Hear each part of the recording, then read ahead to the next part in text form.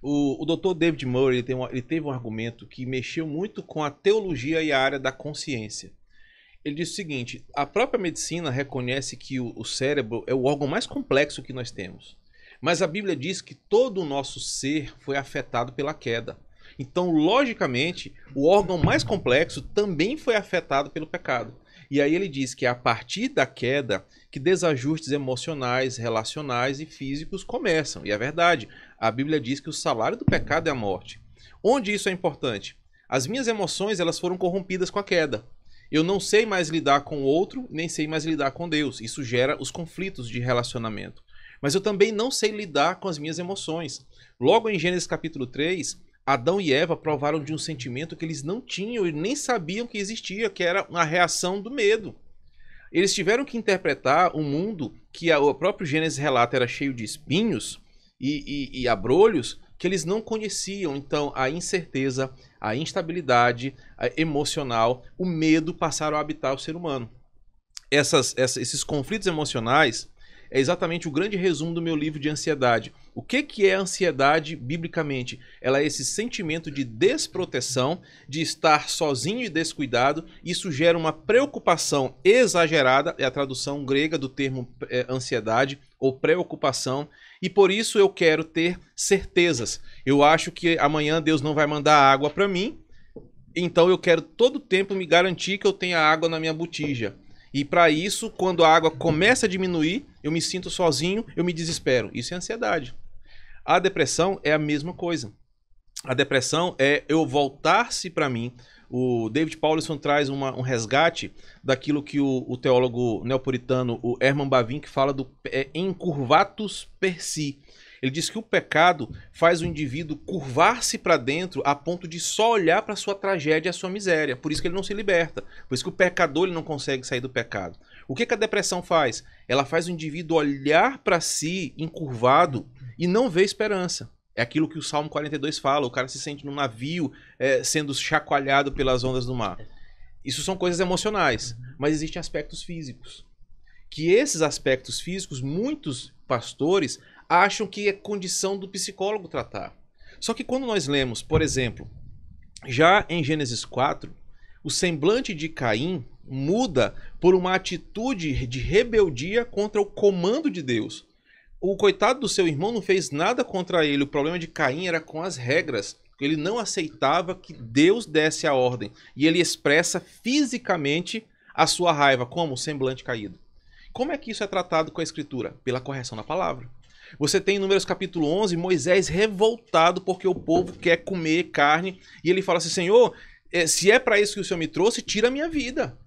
Ou seja, não teve nada na vida de Moisés além de uma reação a uma situação que levasse à depressão. Dois exemplos diferentes, duas situações. Nós temos outros casos onde o indivíduo pede para tirar a própria vida. E um físico clássico é o exemplo de Elias.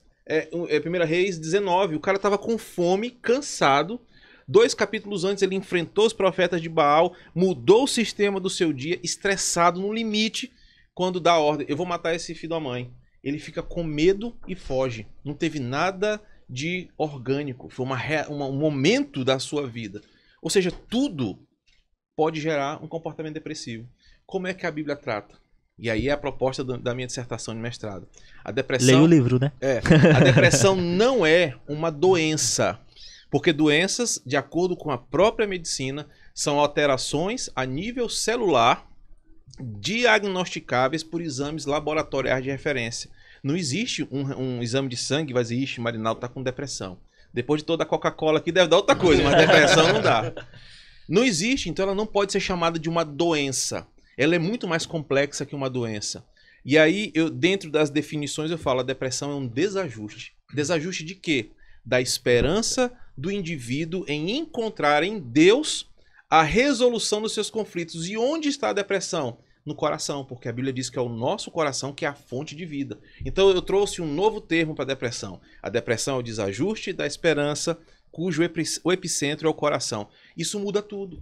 Porque agora o psicólogo, o psiquiatra pode continuar dando as medicações para o cara, tratando os sintomas, o desejo suicida, a letargia, o sono, a falta de apetite, a regulação dos ânimos, mas o pastor agora trata do coração do cara que o psiquiatra não faz. Agora o conselheiro bíblico está olhando o que o médico, o que o psicólogo não está vendo, porque ele não entende dessa forma. Então no livro eu defendo, a depressão é um assunto teológico, não é um assunto psiquiátrico. Depressão é um assunto de conselheiros bíblicos que podem somar nessa leitura do indivíduo. Pastor, você pode compartilhar alguns casos sobre que o senhor tratou no aconselhamento bíblico sobre depressão? Muitos, cara, muitos. As pessoas entenderem melhor, né? Na prática. Eu vou dar um exemplo. E se você quer ter mais conhecimento dos casos, vá lá na igreja, porque estão lá na igreja as pessoas que eu tratei. De uma jovem, não vou citar o nome dela, porque eu não pedi para citar o nome dela assim num podcast tão famoso como esse. Tem quantos assistindo? 12. Olha aí, um podcast desse bom, 12 pessoas online. Essa é a nossa família. É a Lely, Valéria, os meninos. Luara, Valéria, Remy. Só o pessoal do seminário ali. E o pessoal que tá aqui, ó. Se deslogar, acaba. Mas eu fui dar uma palestra junto com a psiquiatra aqui, numa igreja local, e essa jovem foi assistir. Quando abriu para perguntas, o pessoal se impressionou, né? Cara, esse cara tá apresentando essa nova forma de depressão aí. Aí ela levantou assim, pastor, na pergunta dela, o senhor acredita nisso que o senhor tá falando? Eu falei, cara, mais ou menos, tá começando agora a pesquisa, eu acredito. Podemos conversar depois? Essa jovem já tinha tido algumas tentativas de suicídio, a vida dela marcada por muitas tragédias. Ela falava, pastor, eu não tenho motivação para viver. E aí eu falei, cara, é uma oportunidade que Deus está me dando de botar a prova que eu estou pesquisando. E eu falei, ela falou, o senhor pode cuidar de mim? O senhor pode me ajudar? Eu falei, posso. Cheguei em casa, falei com a minha esposa, marquei com essa jovem lá na igreja, então íamos eu e minha esposa, porque tenho sempre essa prudência de aconselhar junto com a minha esposa, isso é importante na carreira de um pastor que mantenha a sua idoneidade no casamento e no ministério, sempre trazendo a sua esposa, não para mandar nele, mas para estar ali com ele, o protegendo e sendo aquele complemento ministerial. Aquela jovem começou as sessões comigo, cara, sessões pesadas, tentativa de suicídio, tragédia em cima de tragédia, e ela repetia, eu não tenho motivo para continuar vivendo, por isso que eu quero tirar minha vida. Mano, e eu sei que depois de um tempo, essa jovem entra no nosso gabinete, e ela é muito branca, e ela entra já chorando e repetindo aquela frase, Deus me deu motivos para viver, Deus me deu motivos para viver, a palavra de Deus me deu motivos para viver. E aí foi a partir dela que eu falei, bicho, tá aqui, o que eu tô escrevendo pode mudar. Pouco tempo depois, uma jovem senhora, muito querida por mim, pela minha família, me procura, já sabendo um pouco da minha pesquisa, não era nem da nossa religião, era totalmente diferente, mas cara, eu já procurei médico, já procurei tudo quanto é profissional, ninguém conseguiu me ajudar a sair desse limbo, desse momento, dessa caverna que eu vivo. E eu comecei todo o processo, a apresentação de Jesus como esperança desse mundo, falando da Escritura. Essa jovem senhora também encontrou a libertação da depressão pela Escritura. Então eu falei, cara, dá certo. E a partir daí as coisas foram só acontecendo, atendendo pessoas de perto, pessoas de longe. E aí eu terminei minha dissertação. O Dr. Jairo foi meu co-orientador, o Dr. Alan Yoder, que é um dos representantes da BCB, que estava no Brasil, foi meu orientador. Quando eu terminei, fui aprovado, aí o Jairo falou assim, cara, isso merece ser publicado.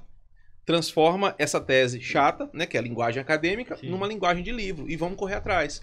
E aí, fiz a adaptação para livro, mandei para Peregrino, que é uma editora própria e especializada em aconselhamento bíblico, e eles pegaram a ideia, compraram a obra e tá aí, você pode ler e você vai ter certeza de uma coisa, a Escritura ela consegue chegar muito mais longe do que a gente imagina na relação do cuidado humano.